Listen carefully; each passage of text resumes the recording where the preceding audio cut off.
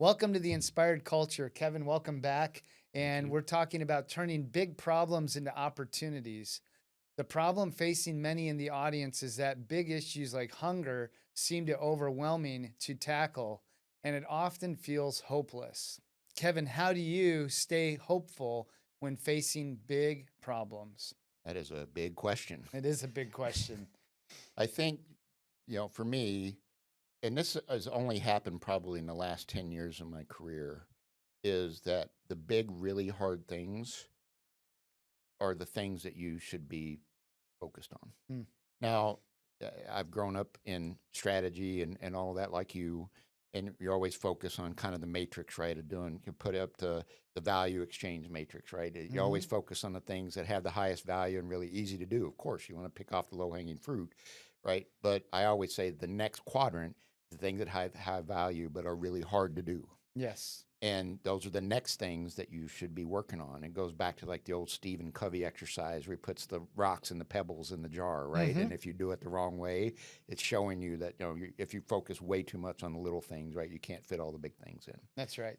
And I think that it's really important for people to think about these really big issues. I shared um, earlier about the thing that drove FoodBridge was this really big problem about SNAP, the Supplemental Nutrition Assistance Program, and the loopholes that are there, and how there are lots of companies who have profited quite a bit off of that program, Hmm. quite honestly, taking advantage of neighbors. And not only that, but also the fact that food deserts have grown in our country, right? I'm Hmm. not talking about some third world country. In our country, they've grown significantly, and that gap between healthy food and the neighbors that need it the most has just continued to increase. So when you think about a problem like that, you have to boil it down to like, first, you've got to just go back to business, listen to the customer. Go Hmm. and it was, I think, Howard Bahar book, one of the things that one of his traits, which I always admire, that he talks about in his top 10 list, right? The person who sweeps the floor should get to choose the broom. And that's the same thing with problems, right? If you're solving any big problem in your organization or in your community or the world, is to say, go talk to the people who actually face the problem. Like if you can't get to the person who's in encountering the problem, get to the Hmm. person who is facing the person encountering the problem, the next closest, right? It's just like a customer service agent, right? One of the things that we did at Shop LC was we required all of our executives to listen to call to go into customer service work and listen in on calls a couple of hours every month, Yes. right? Not a big time, Hmm. right? And then we also, what led to that was a development of us taking those, as I mentioned, we get 12 to 15,000 text messages, emails at every hour that we're on because you're 24/7, and taking all of that and basically using that as things to help us in our business because the customer's telling you, The right? customer If it's feedback's all invaluable. in the spaces between the words Hmm. that they say that you pick up on, right? And then if you're listening to them and valuing them, and then if you're trying to solve things like being more efficient, right? Go work in the warehouse, Hmm. go pick product. You'll find out where the inefficiencies are when you're talking to the people and you experience what they're experiencing every single day, right? And you get frustrated and upset, and then you go, well, no wonder, right? No wonder our lowest scores in that department are X because this is what they deal with. And unless you experience it yourself, you're never going to know. And the same thing is true for problems in our society, right? Is to say, like, unless you've experienced it, and actually several of our partners within FoodBridge have experienced it personally. So it matters. It does And matter. then Yep. second is that we've talked to lots and lots of food banks and food pantries. We've talked now, and now we're shifting our focus to talking to state governments who are now like faced with this, like, how am I going to pay for what I didn't used to pay for? Things like funding the SNAP program. States have to fund the administration of the SNAP program that they never really had to fund the program itself, right? The money behind the SNAP EBT cards. Yep. But now they're gonna be forced to actually have their own share. So you're talking to them, right? And then you're talking to folks around social determinants of health. Hunger is the second highest social determinant of health next to medical, right? Hmm. And health. And so when you start talking to health organizations, what are their biggest challenges, right? So one of the pilots that we're running in North Carolina is partnering with an organization that provides Medicare coverage to those who need it most, subsidized plans, That's right? And they're saying like their problem is data. They don't know who needs it. So if you use something like a technology like conversational AI, where the neighbor's telling you they need it, right. and you're collecting that information at a scale, at a macro level, all encrypted, but it's at least telling you geographically where are your it issues. is. Mm-hmm. And therefore, rather than me going rolling cars and people out and knocking on doors and doing surveys, which I could still do through the conversational AI platform, I'm actually getting that data in real time about the people that are in need. That is so strategic Mm-hmm. because then it allows you to focus your efforts and get the Mm-hmm. reward from the Mm-hmm. efforts, right? But it's rewarding you for the work that you're passionate about, but it's actually giving life to the people that need it most. Right. Yeah, and one of the partners that we've talked about, who and they build actual mobile food trucks, right, for pantries, food banks, etc.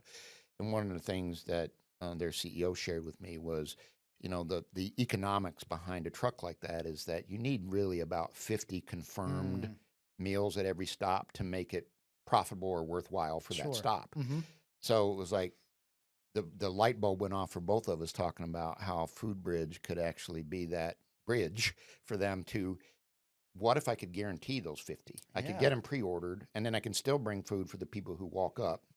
And now the business side of this is I'm making the investment in that food truck worth it now, because I know not only where to go with the truck next, but also that I can get those things ordered ahead of time so that I know at least I'm getting to that 50. And then anything I get on top of that, right, is the proverbial icing on the cake. And um, it makes better business decision, but it's also serving a need for the community because I'm going where I need to go. The worst thing that you could feel if you were an administrator of a hunger relief organization is you plop down a farmer's market or you plop a mobile food pantry in the neighborhood and no one comes. Nobody comes. It's just a waste of everything then. Right. I love the thought and the strategy that you put in place with the partnerships that you're doing, because what you're doing is mobilizing a system that's going to support long term with intelligence backing behind it. And the thing that I appreciate, because what I'm seeing and what you're sharing and your passion that's coming out, Kevin, and all of this, is that you found the challenge and you've turned it into an opportunity. But the thing is that, and what I believe is that you get, for those that want to pursue the challenge, will always get the greatest reward. Because when you turn that challenge into an opportunity, what it requires is all of you to really think about all of it. And when you have that level of capacity of thinking and investing into resolving and solving, what becomes this opportunity then grows into this massive vision for people to really change what it is that they do.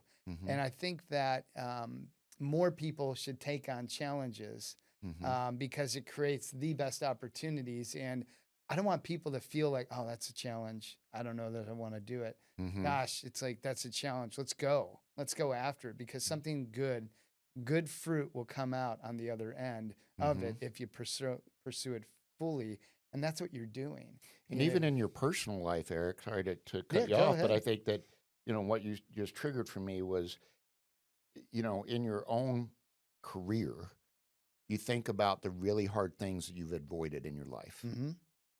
And we've all done it, right? We've all taken a decision path somewhere or another that may have been the easiest, but maybe it wasn't the most fulfilling or most rewarding in the long term.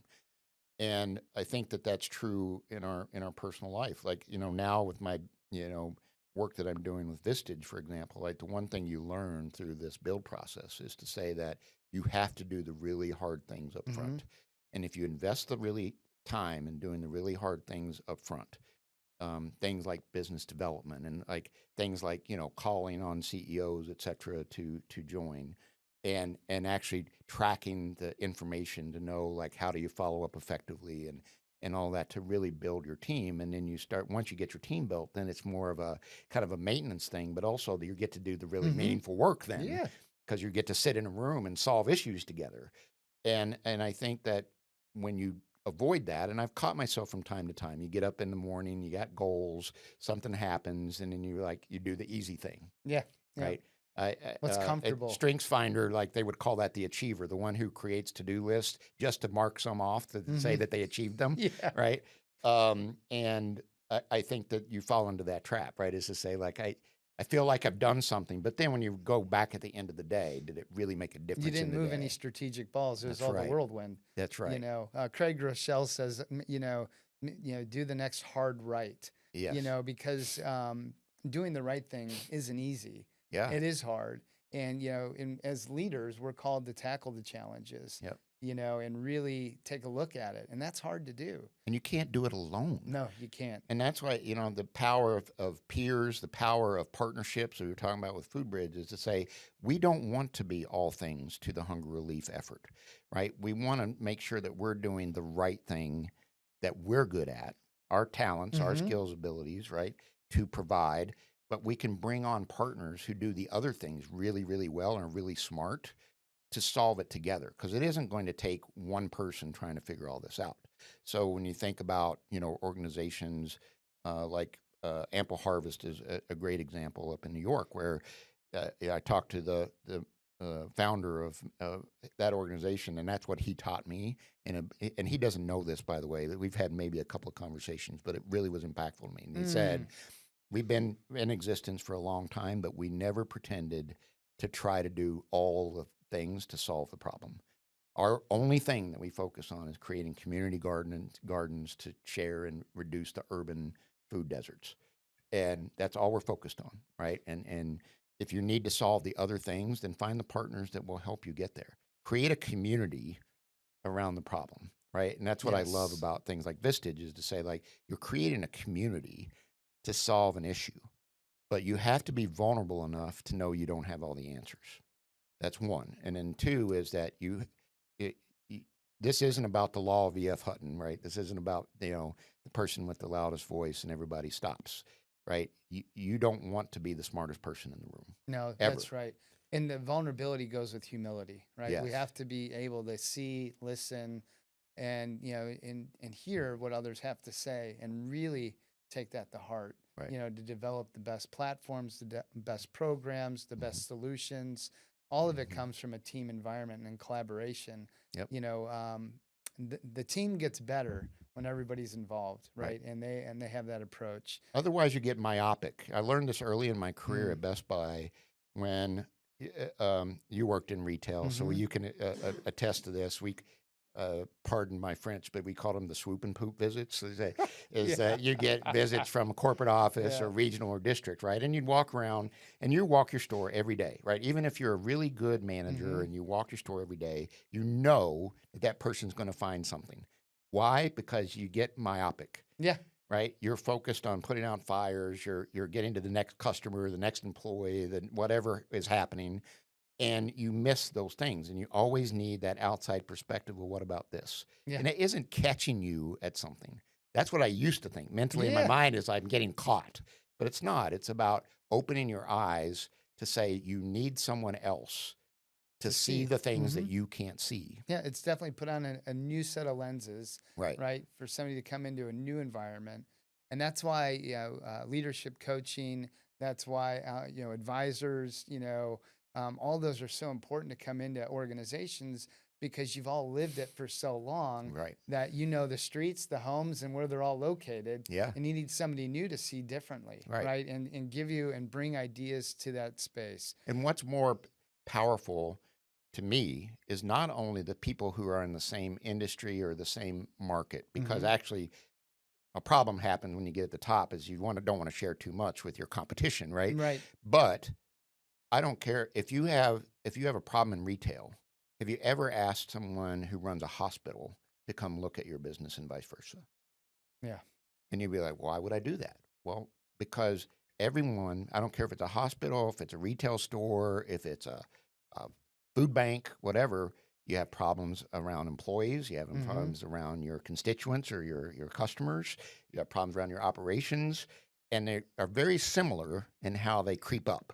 They absolutely, and before we go, we'll make this comparison. Hospitals in healthcare and retail, both do the same thing. They provide an experience. That's right. One provides a shopping experience, the other provides a One healing just means more, though. experience. Yes. Don't die, right? That's right. That's right.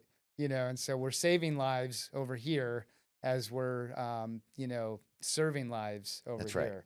But the reality is both are experiencing something, and not only the patient, but their families coming to visit, to the family shopping. And I believe that, you know, in sharing that, but in real reality, as we talk about it, there is value in that because it's a separate set of eyes that looks at things differently. Aesthetically, there's a lot of similar requirements of clean shopping environments to clean hospital hallways, Right. to all of the variations of the presence that's created when you enter into the front doors of the apron of the retail store to the lobby and the atrium of these hospitals and health systems. So But I mean, that's there's how a you lot of solve big wisdom. problems, right? That's exactly right. You know, that crossover and all of that. Kevin, it's been an incredible pleasure to have you on the show. You know, the inspired culture. Thanks for you bringing your passion, your energy, and your inspiration to the audience and our viewers. We're really excited, and I'm sure that there's so many takeaways for the live audience to take a look at. And so, I know I have them. you know, This I has do been too. amazing. And it's been a wealth of knowledge, and it's been an honor to have you today. I'm so grateful for your time, Kevin. I'm grateful for you, Eric. Thank you. Definitely. And look forward to catching up with you soon Yes. on another round of shows, too. That's right. Oh, thank you. Thank you.